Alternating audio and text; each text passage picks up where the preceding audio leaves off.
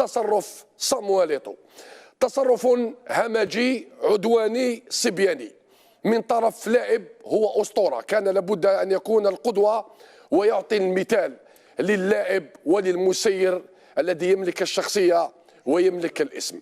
صامويل إيتو سقط في المحظور واعتدى على جزائري.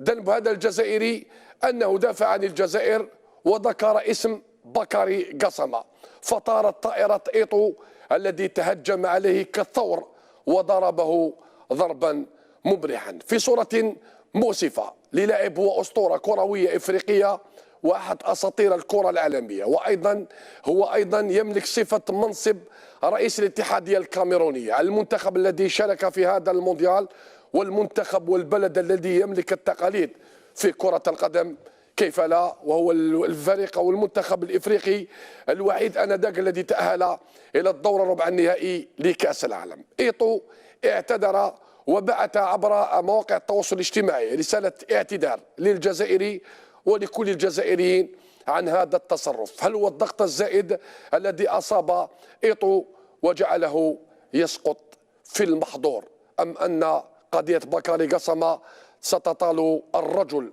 وتطال الكاميرون وتطال هذا المنتخب؟ طبعا هذا ما تعلق بهذا التصرف